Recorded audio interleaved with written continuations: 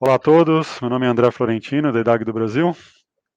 Seguindo aqui a programação on demand, eu vou comentar agora sobre alguns exemplos práticos do Scrum na indústria automotiva. Se você ficou interessado em entender um pouquinho melhor do Scrum, dá uma olhada aí na programação, vocês vão ver que tem um capítulo específico sobre a introdução, temos esse aqui de exemplos práticos e depois nós vamos ter um falando sobre os stakeholders. Vamos lá. Primeiro eu vou comentar sobre o MAN City 18. Foi um projeto feito entre a IDAG da Alemanha e a MAN da Alemanha. Aqui tem o primeiro sketch feito pelo time de desenvolvimento dessas duas equipes de trabalho. E o desafio era lançar esse veículo como um demonstrador na IAA de 2018. Em apenas 18 meses, né? Foi algo assim realmente inacreditável de ser proposto. A diretoria da MAN não achou que seria possível. Contrataram a IAEDAG como parceiro de desenvolvimento para fazer esse trabalho, usando alguma metodologia ágil, e o resultado que vocês podem ver é esse veículo aqui do lado direito. Eu particularmente acho uma obra-prima aqui de engenharia, em termos de design, em termos de inovação, e realmente foi concluído em 18 meses usando o Scrum. É um veículo assim disruptivo. Eu posso citar algumas características dele. Então, por ser um veículo elétrico, ele não tinha o túnel do motor, então a gente pôde descer todo o assoalho aqui, criando um ambiente muito mais ergonômico para o motorista.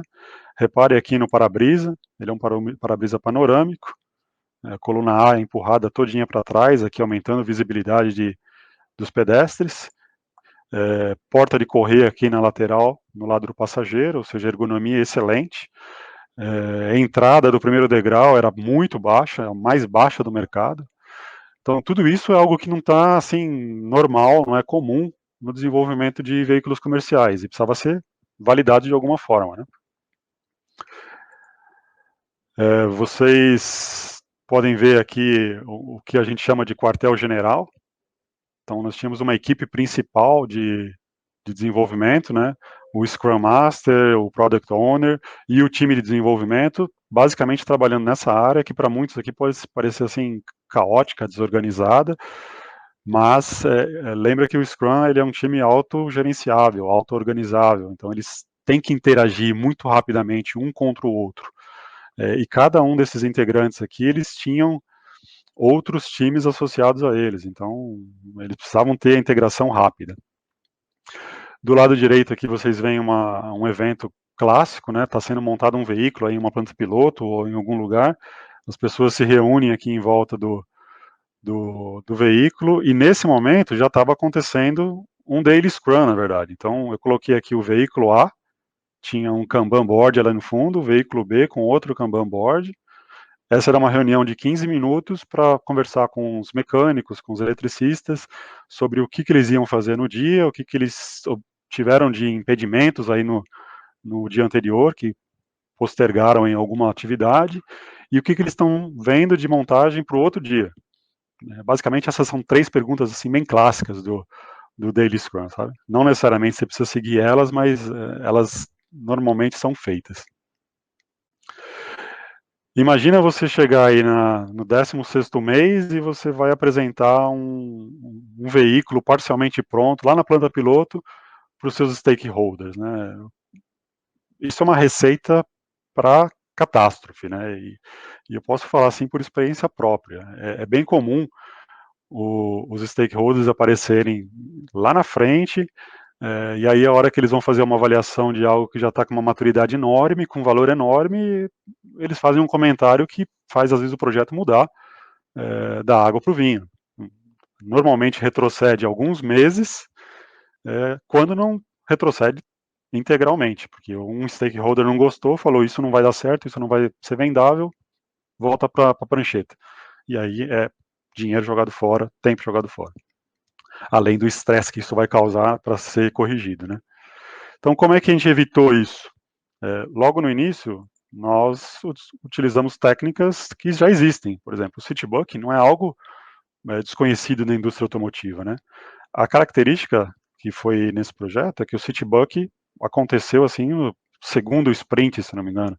Então, os sprints eram extremamente rápidos, extremamente curtos, e logo que foi feita uma ergonomia básica de como o veículo ia aparecer, já foi criado um Citibuck aqui. Reparem que ele está com estrutura de metalon, tem papelão aqui, ó, tem placas de MDF, e aqui dentro algumas peças foram impressas em 3D, só para dar mais ou menos aí um jeitão de como ficaria o interior dele, né? E esse Citibuck aqui, ele foi sendo atualizado conforme os incrementos iam sendo liberados, né? Então, isso também foi algo bem interessante, né? A indústria automotiva, ela normalmente faz algumas evoluções de Citibuck, só que isso acontece num espaçamento muito grande.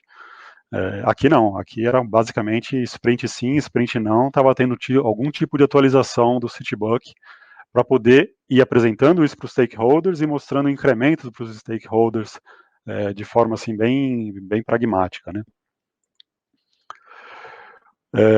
Reparem aqui agora no canto esquerdo, né? Vocês já estão vendo uma foto aqui do interior do veículo.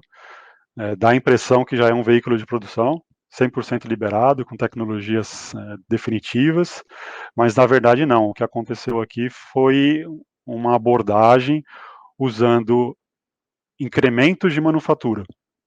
Ele foi sendo montado aos poucos, as regiões mais críticas primeiro, e sempre usando tecnologias e parceiros que pudessem atender aqui as demandas. E as tecnologias estão aí, pessoal, não foi nada de diferente. Nós usamos impressão 3D, usamos peças usinadas, fabricação de peças metálicas de forma rápida e até peças plásticas também, feitas de forma rápida. A diferença entrou justamente na escolha dos parceiros. E aí eu fiz uma observação aqui, eu botei uma página da Proto Labs, que é justamente uma empresa que consegue atender prazos assim extremamente agressivos para peças protótipo. No final, você não tem que tentar inventar novos processos de fabricação para adequar o seu produto. A maioria dos processos já estão lá. Você tem que escolher o parceiro certo. Não foi a Proto Labs nesse projeto, mas a EDAG e a MAN escolheram diversos parceiros que podiam reagir de forma rápida, reagir de forma ágil, para poder criar esses incrementos, e aí na hora que você apresentasse esse veículo aqui para um stakeholder, ou para os stakeholders, eles estavam vendo incrementos de manufatura a cada momento. Então, chegou numa determinada fase do projeto que a cara do veículo já era essa, só que estava fabricado com alguma peça laminada, ou alguma peça que foi feita usinada em PU e foi simplesmente colocada aqui em cima. E isso foi sendo apresentado aos poucos. A partir do momento que tinha um revestimento de porta aqui que foi impresso em 3D, por exemplo, ele era substituído e imediatamente acontecia um sprint review já em cima do veículo, mostrando isso para os stakeholders, sabe? É isso que criou agilidade no projeto, é isso que trouxe minimização dos riscos e também uma satisfação até dos stakeholders maior. Nesse projeto eu posso citar alguns fatores de sucesso aí, uma lição aprendida para futuros projetos. Do lado direito aqui você vê o time de desenvolvimento da EDAG, aqui está 100% EDAG. Não eram todos que estavam envolvidos no time de desenvolvimento, aqui deviam ter uns 7, acho que 8 que estavam envolvidos diretamente, outros eram mais esporádicos, eram consultivos, entravam, participavam e saíam. Então você vê que a cooperação ágil aqui entre a equipe da EDAG e da MAN aconteceu desde o primeiro dia até o último dia. Houve um treinamento de todos eles, isso é muito importante, então não dá para negligenciar treinamento de metodologia ágil a ninguém do time, todos têm que ter um pouco. Um centro de desenvolvimento em conjunto, então EDAG e MAN estavam sempre juntos, pelo menos o time ali no quartel-general estavam lá 8 horas por dia, 5 dias por semana. O cliente, né, ou os stakeholders tiveram um envolvimento ativo, e aí aqui entendo por stakeholders as partes interessadas, né? Não dá para simplesmente chamar um diretor de marketing no final de um evento num projeto como esse. O diretor de marketing tem que participar constantemente. precisa participar em todos os sprint review? Seria ótimo. Não dá, porque às vezes a agenda é muito complicada. Ele tem que participar pelo menos de alguns. Ele não pode se ausentar por muito tempo, justamente para não criar uma frustração em relação a algo que está sendo apresentado só de forma teórica, vamos falar assim. Aqui entra o sprint de uma semana, que eu mencionei para vocês, ou seja, ali do primeiro mês até o 18º mês, sprint de uma semana. Isso carrega um pouquinho aí o overhead de reuniões. Por outro lado, ele é ideal para projetos que têm um escopo muito assim complexo. Lembra do gráfico que eu mostrei lá no primeiro? Tem tecnologia conhecida, tem desenvolvimento conhecido, o Scrum não se adequa. Esse projeto não tinha nada conhecido, era muito disruptivo, e por isso o sprint de uma semana se encaixou muito bem, né? E feedback múltiplo e bem antecipado, né? Está justamente relacionado à participação dos stakeholders. Eles têm que estar envolvidos em diversas fases desse processo, preferencialmente em cada sprint review, justamente para retroalimentar o product backlog e botar o ciclo andando, criando incrementos múltiplos. Essa foi uma experiência que a IDAG da Alemanha teve com a MAN da Alemanha. Vamos ver aqui o que o Brasil está fazendo, né? A IDAG do Brasil entrou no mundo ágil. Quando eu faço uma análise aqui entre o que está acontecendo no mundo, hoje existem várias subsidiárias, existe o quartel-general da IDAG aqui também, que existem diversos colaboradores trabalhando com metodologia ágil, e aqui em São Paulo entrou por meio da certificação que eu fiz como Scrum Master 1. Imediatamente nós criamos aqui uma rede que a gente chamou de Agile Network. Então acontece aí eventos para compartilhar conhecimentos sobre metodologias ágeis, não só sobre o Scrum, e também integrar os colaboradores que estão envolvidos nessa metodologia, até mesmo para resolver problemas que cada um deles está enfrentando com as suas metodologias nos projetos, compartilhando conhecimento, e network, né? Network é tudo, né?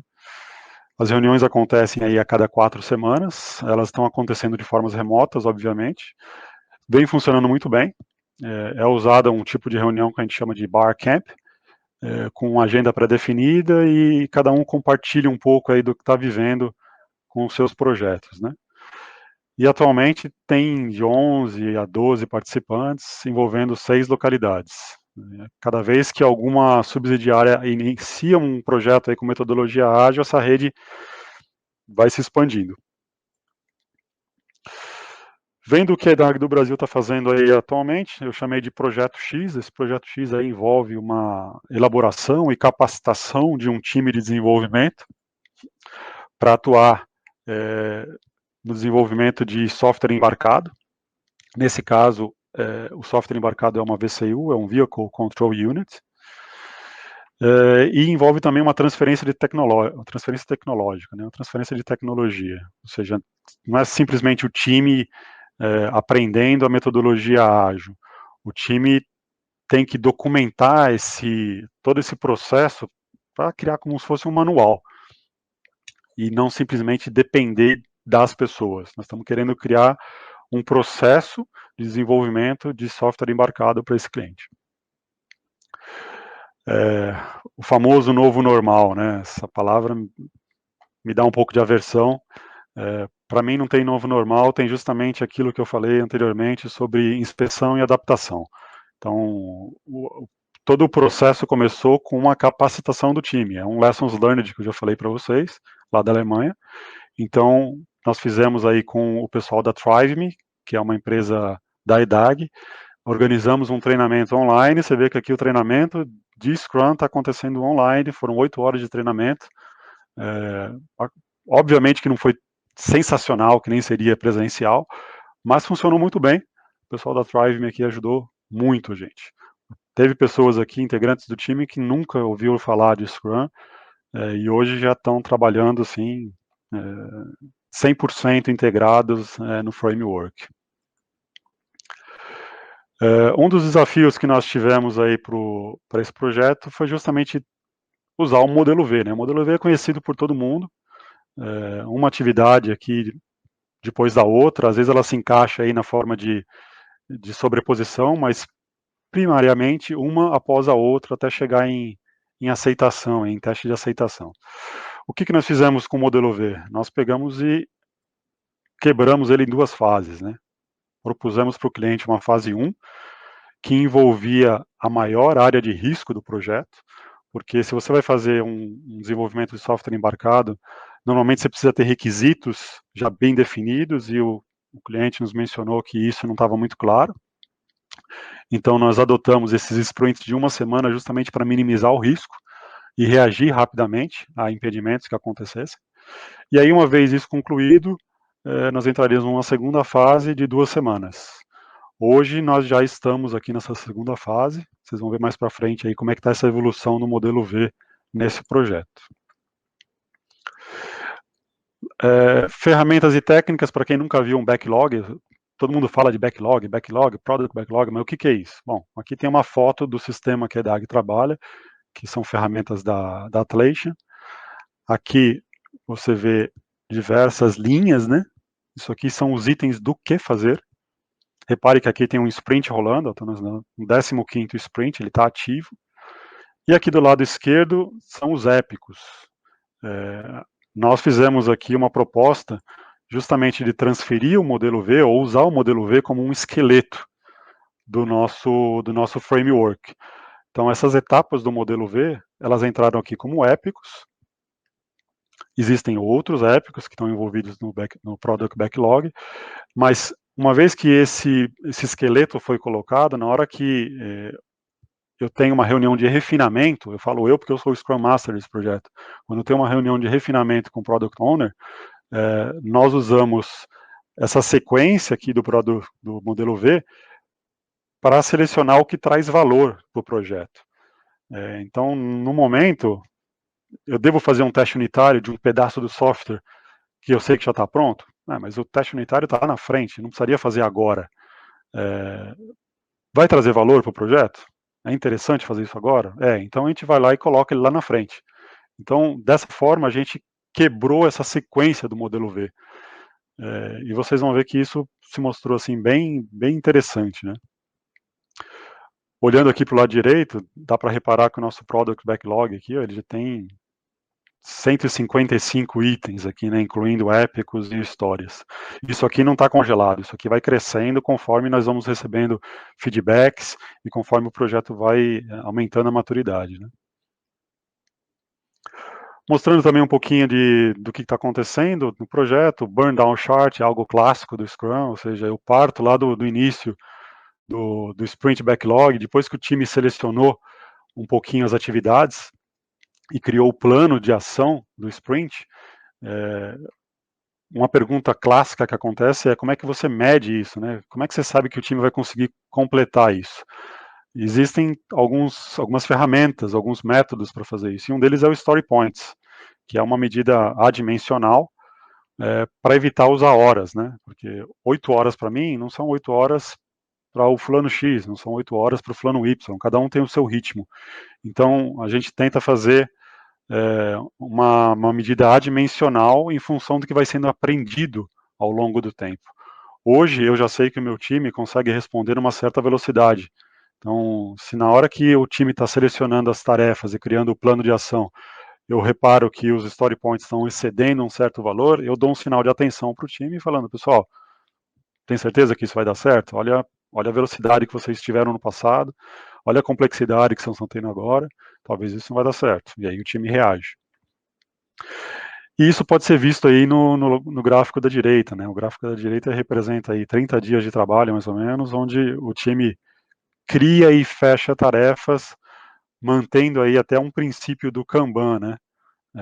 O Kanban tenta manter a velocidade constante do time. Em algum momento aqui, você repara que foi menor a abertura com o fechamento, mas isso se traduz na forma de uma reação, provavelmente algum impedimento que aconteceu aí ao longo desses 30 dias. A gente fala de resposta à mudança e aqui tem um exemplo bem clássico, né? Temos um roadmap do projeto, então nós evitamos fazer cronogramas detalhados, é até utópico fazer um cronograma detalhado de um projeto que você vai usar a metodologia ágil, justamente porque você não tem a visão completa do todo. Então, basicamente eu transcrevi aqui o modelo V no roadmap, repara aqui nas barras, né? E aqui temos uma mudança, uma resposta à mudança, né? Teoricamente, o meu software estaria liberado lá aqui na frente, mas o cliente pediu para ter algo intermediário. Ele quer liberar algo que, teoricamente, eu estaria fazendo o teste unitário ainda, não teria integrado componentes, muito menos testado isso em veículo. Mas eu vou ter um veículo aqui. Então, como é que a gente faz para responder a essa mudança, né? Você para o projeto, vamos lá, vamos olhar o que tem no backlog, vamos ver o que envolve esse veículo e vamos adequar a sequência do product backlog para trazer o valor que esse veículo precisa ter. E aí, se vocês repararem aqui do lado direito, né, eu fiz um heat map aqui. O heat map nada mais é do que o que está acontecendo no projeto em termos de andamento. E repara que hoje o que está mais evidente é a implementação de software. Implementação de software seria essa barra aqui, ó. Ela estaria acontecendo agora no início de outubro. E isso não é verdade. Por ela estar em evidência aqui, provavelmente o time vem já implementando software há muito tempo. E repara que aparece teste unitário, aparece teste de integração. Então, o time reagiu de forma ágil e está trazendo essa mudança para o projeto. Isso foi feito de forma criativa, né? Repara que aqui do lado esquerdo tá um pouco difícil que eu precisei mascarar a imagem aqui, né? Mas isso aqui foi um hardware que o time montou com peças que eles compraram aí na Santa Efigênia para tentar emular a VCU. A VCU nem está disponível ainda, a VCU está sendo comprada. Como é que eu vou embarcar um software e ter um veículo montado aí no final de novembro, se eu ainda nem testei como o meu software está interagindo com o hardware, né? Então, o time criou uma arquitetura de software para responder a isso, criou uma abstração de hardware na nossa arquitetura de software, montou um hardware, aí aqui do lado direito, vocês já podem reparar que eu tenho como se fosse uma giga de teste, né? Eu tenho um pedal de acelerador aqui, os equipamentos foram montados, o hardware está montado aqui, e eu já estou fazendo teste unitário no pedal de acelerador. Na verdade, hoje, semana 41 que eu estou, nós já saímos do acelerador, estamos fazendo testes aí no inversor e até na alavanca de mudança de câmbio, né? Mudança de marcha. Essa foi a nossa resposta à mudança. Se eu voltar aqui o gráfico, foi dessa forma que eu estou puxando todo o meu desenvolvimento que está acontecendo aqui atrás para ter o meu veículo montado aqui em novembro. Obviamente que não tem nenhuma mágica, né? Eu não estou comprimindo o meu cronograma de 18 meses em 9 meses. Aqui aconteceu um alinhamento com os stakeholders, falando o que esse veículo tem que ter. E aí, em função do que ele tem que ter, o Product Owner organizou o Product Backlog e é nisso que nós estamos trabalhando nesse momento. Um pouquinho para frente. E aí, caminhando aqui para o encerramento, né, uma imagem clássica do Scrum, que é o todos por um, né? Reparem aqui no nosso Product Owner, não foi colocado à toa, é ele que está sempre mostrando para o time o caminho do valor, o caminho que o time tem que seguir, e do outro lado você tem as mudanças, né? Então é uma constante batalha entre o time de desenvolvimento, o Scrum time e as mudanças. E o que vocês veem aqui na parte superior é justamente a nossa resposta à mudança em relação ao modelo V. Então, o modelo V que segue um atrás do outro, né? Repara que hoje eu já tenho maturidades até no teste de integração, que eu estou fazendo por meio do meu hardware. Assim que chegar o hardware final para esse veículo, provavelmente essa maturidade vai aumentar aqui, porque eu já tenho o hardware real.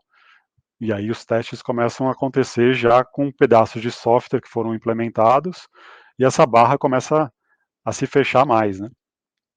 E tudo isso é mostrado aqui para o cliente, né? Isso que vocês estão vendo é um relatório que eu apresento para o cliente, não tem nenhuma informação confidencial aqui, bem genérico, mas reparem que especificação de software, implementação de software, testes unitários, todas aquelas barras do roadmap que estão lá na frente, segundo o meu cronograma original, ou seja, eles estão zero, eu nem deveria ter começado, elas já têm uma maturidade. Elas têm uma maturidade porque eu estou respondendo a mudanças e estou trazendo um incremento bem mais próximo. Bom, era isso aí que eu tinha para falar sobre exemplos práticos, espero que vocês tenham gostado. Sigam aí a programação on demand, para finalizar como que é o Waterfall versus Agile e o relacionamento dessas duas metodologias com os stakeholders.